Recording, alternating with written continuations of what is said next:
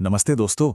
आज के इस खास विश्लेषण में हम एक ऐसे विषय पर बात करने वाले हैं जिस पर अक्सर खामोशी छाई रहती है। जी हाँ, आज हम उन हानिकारक सांस्कृतिक वर्जनाओं और मिथकों को पूरी तरह से तोड़ने वाले हैं जो पीढ़ियों से चले आ रहे हैं। हमारा लक्ष्य सीधे इंटीमेसी के वास्तविक विज्ञान को समझना है। विज्ञान और तथ्यों के आधार पर हम शारीरिक और मानसिक स्वास्थ्य से जुड़ी कुछ ऐसी सच्चाइयों को सामने लाएंगे जो शायद आपको भी हैरान कर दें।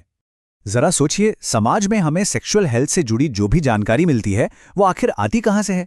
अगर हम ईमानदारी से देखें तो इसका एक बहुत बड़ा हिस्सा फिल्मों, मीडिया या बस सुनी सुनाई बातों से आता है।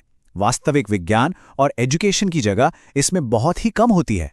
और शायद यही वजह है कि हमारे आसपास इतनी ज्यादा गलतफहमियां फैली हुई हैं जो सीधे तौर पर हमारी मानसिक शांति को नुकसान पहुंचाती हैं। तो चलिए सीधे मुद्दे पर आते हैं। आज की इस चर्चा का हमारा एजेंडा कुछ इस प्रकार रहेगा। पहला, सेक्स मिथकों के खतरे। दूसरा, बायोलॉजी और शरीर रचना। तीसरा, परफॉर्मेंस का दबाव। चौथा, पहचान और इच्छा। और पांचवा, माइंडफुलनेस के समाधान। Section 1, the danger of sex myths. चलिए समझते हैं कि ये सदियों पुराने मिथक सिर्फ साधारण अफवाहें नहीं हैं, बल्कि ये असल में कितने खतरनाक हो सकते हैं। ये समझना बहुत ज़रूरी है कि गलत धारणाएं किस तरह सीधे तौर पर अपराध बोध यानी गिल्ट और परफॉर्मेंस एंजाइटी को जन्म देती हैं। ये मिथक आत्मसम्मान को तो गिराते ही हैं, साथ ही पार्टनर्स के बीच एक बहुत गहरी भावनात्मक दूरी भी पैदा कर देते हैं।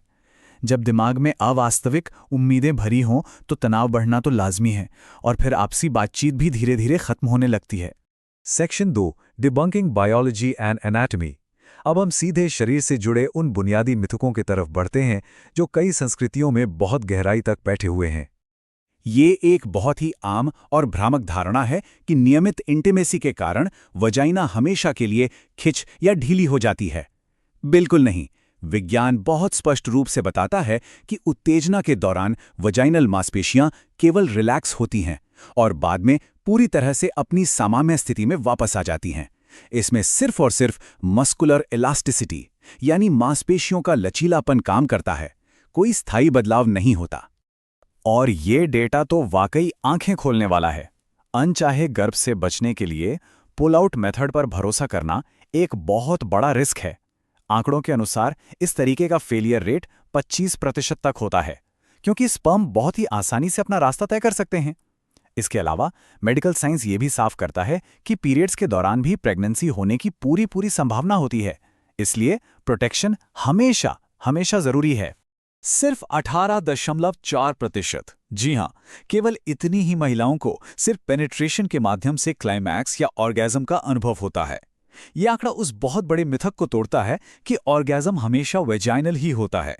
वास्तविकता यह है कि अधिकांश महिलाओं के लिए क्लिटोरल स्टिमुलेशन एक आवश्यक हिस्सा है और इसका ना होना कोई शारीरिक कमी बिल्कुल नहीं है। Section 3, unlearning the performance trap.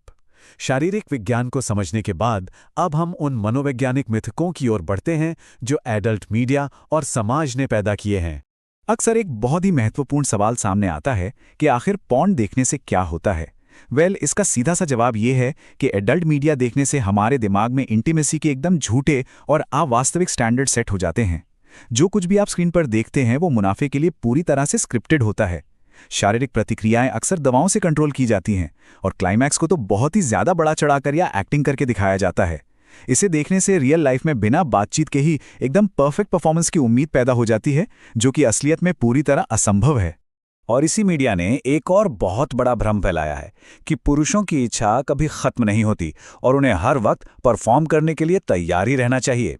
लेकिन सच तो ये है कि इच्छाओं में उतार चढ़ाव आना पूरी तरह से प्राकृतिक है। इस माचो स्टैंडर्ड को बनाए रखने का ये जो अत्यधिक दबाव है ना, यही पुरुषों में एंग्जाइटी पैदा करता है, जो अंततः इरेक्टाइल डिस्फंक्शन या प्रीमैच्योर इजैकुलेशन जैसी समस्याओं का कारण बन जाता है।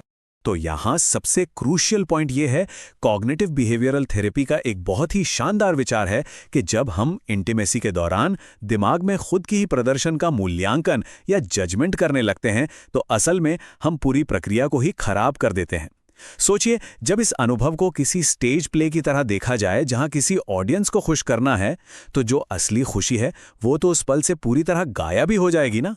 Section 4, ageing, identity and desire. Performance के इस जाल से बाहर निकलकर चलिए अब देखते हैं कि उम्र और पहचान से जुड़े मिथक लोगों को कैसे प्रभावित करते हैं। ये एक बहुत ही आम धारणा है कि 50 की उम्र के बाद अंतरंगता खत्म हो जाती है, लेकिन डेटा हमें कुछ और ही कहानी बताता है। 65 से 80 वर्ष की आयु के 65% लोग आज भी इंटीमेसी में सक्रिय रुचि रखते हैं। हाँ, ये सच है कि उम्र के साथ टेस्टोस्टेरोन की कमी या वजाइनल ड्राइनेस जैसे शारीरिक बदलाव आते हैं, लेकिन मेडिकल साइंस में इनका बहुत ही आसान और प्रभावी इलाज मौजूद है। इंटीमेसी सिर्फ युवाओं के लिए नहीं है। LGBTQ+ समुदाय को लेकर भी बहुत सी हानिकारक भ्रांतियां हैं। ये समझना बेहद जरूरी है कि सेक्सुअल ओरिएंटेशन कोई ऐसी चॉइस या विकल्प नहीं है जिसे आप अपनी मर्जी से बदल ले, और ना ही बाइसेक्सुअलिटी कोई गुजरता हुआ फेज है। ये एक इंसान के बेहद व्यक्तिगत और गहरी सच्चाइयां हैं जिन्हें बिना किसी जजमेंट के बस स्वीकार किया जाना चाहिए। Section 5, mindfulness over perfect performance. अब तक हमने समस्याओं को समझा, चलिए अब देखते हैं कि इन चिंताओं को दूर करने का पक्का इलाज क्या है। द परफॉर्मेंस ट्रैप का सबसे बेहतरीन एंटीडोट है माइंडफुलनेस। इस संदर्भ में इसका मतलब बस इतना है कि अपना पूरा ध्यान उस वर्तमान पल की सुखद संवेदनाओं पर केंद्रित किया जाए। जब भी दिमाग में कोई चिंता या जजमेंट वाले विचार आएं, तो उन्हें बस एक बेकार बैकग्राउंड नॉइज मानकर इग्नोर कर दें। ये दिमाग को सही जगह फोकस करने की एक कमाल की ट्रेनिंग है। कॉग्निटिव बिहेवियरल थेरेपी या CBT इसके लिए 3 बहुत ही स्पष्ट कदम सुझाती है। पहला, अपने नजरिए को बदलिए कि सब कुछ परफेक्ट होना जरूरी है। दूसरा, माइंडफुल फोकस का अकेले अभ्यास कीजिए जहां लक्ष्य कोई परफॉर्मेंस नहीं बल्कि सिर्फ सेंसेशंस को महसूस करना हो। और तीसरा, पार्टनर के साथ बिना किसी दबाव के सिर्फ एक दूसरे की मौजूदगी और स्पर्श को माइंडफुल तरीके से महसूस करना। इस पूरी चर्चा का सबसे खूबसूरत सार इस स्लाइड में है। इंटीमेसी का अंतिम लक्ष्य किसी रेस की तरह केवल ऑर्गेज्म तक पहुंचना बिल्कुल नहीं है। जब इस अनिवार्य दबाव को आप अपने दिमाग से पूरी तरह हटा देते हैं, तभी आपसी खुशी, खुलकर की गई बातचीत और सच्चे भावनात्मक जुड़ाव को असल में पनपने का मौका मिलता है।